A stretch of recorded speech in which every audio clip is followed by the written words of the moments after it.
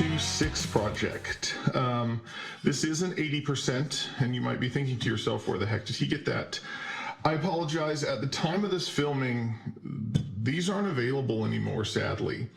100% versions of these are still made though, and while I can't say where to buy them, the brand is the same as it was when they made 80%. Matrix Precision, also known as Revenant Arms. So you can get a serialized frame, and so some of the stuff that I show in this series may still be useful to you.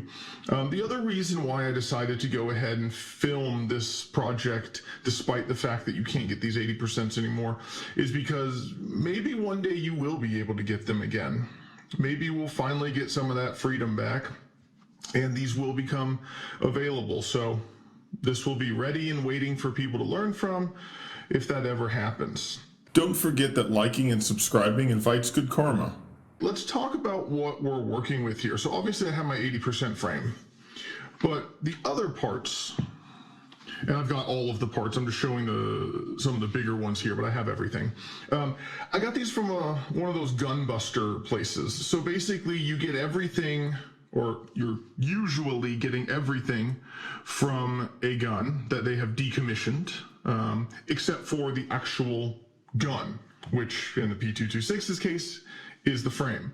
So I get the slide, the barrel, lower parts kit, grips, everything, locking block, but they often come in various levels of niceness. As you can see, mine has some crumminess to it, especially the lower parts kit parts. Like, they are grimy.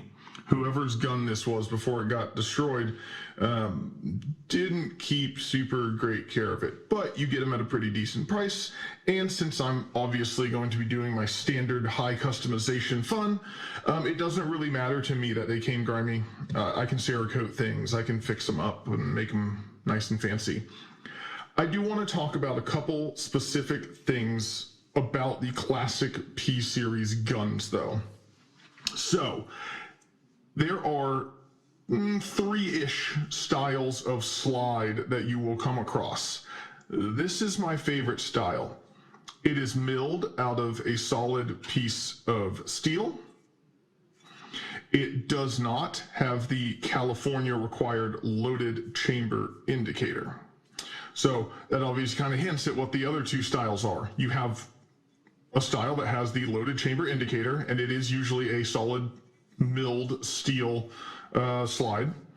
And then there's some really old classic P series slides, which are actually a bent steel slide with inserts for the nose section and the breech block section. And the way that you can tell is you'll actually be able to see that the breech face, there's like a line there, and you can tell that that's a separate piece from the actual slide. So if you are looking at getting like a decommission kit like I did, then just be sure you're getting the slide version that you actually want. So I got the one I wanted, I'm happy.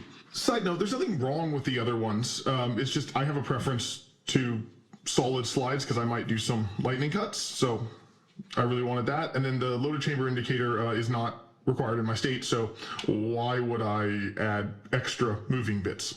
The other thing that I want to point out is not about P226s. If anyone's watching this and working on a P229 project, you've got to be very careful about these locking blocks. On the P226, the locking block is the same no matter what caliber you're working with, in my case 9mm. That is not the case on P229 kits. There are 3 different locking blocks. So you can't buy, say, a locking block or a kit for 40 and then go, oh, I can use this locking block for 9mm. No. The locking block for 40 or 357 SIG is the same. It will also be the same if you got a special type of 9mm that is the more modern version. There is, however, let's just leave it at this. If you're doing 40 or 357, just try and get a kit that includes the locking block. And if you're trying to do 9mm, try and get a 9mm kit that includes the locking block. There's complexities here. They don't swap. So if you see a kit that doesn't come with a locking block, you're either going to need to source one and do that research to make sure you're getting the right one, or just don't buy that kit. The other thing is, I want to show you this shape on the locking block over here. There are two types of locking block as well from a manufacturing perspective. There are ones that are MIM, so metal injection molded, that are weaker and apparently more prone to breaking. And then there are ones that are milled from solid steel. This is one that is milled from solid steel. You will have this triangle shape on most of the solid steel milled ones. It will be slightly different over here for the MIM. So that's something to keep in mind too. If you want a workhorse, you should probably find a kit that has the solid steel. So what are we gonna do? Well, first and foremost, I'm gonna take these rubber overmolded grips and toss them. I am not a fan of that style. We are going to make a nice classy gun. So we're probably going to put some nice wood grips on this thing. We are going to clean everything up, probably do some sort of Cerakote work on this, but I don't have all the answers of what I'm going to do yet, which is odd for me. Mostly when I'm doing project intros, I'm like, here is what we're going to do, and this is what it's going to end up as. I don't have that for this build. I'm kind of going to just go with my gut and see what happens. Like I said, I might do some lightning cuts or windows on the CNC for the slide. We'll probably Cerakote it, at minimum the slide, maybe the barrel as well, some sort of cool.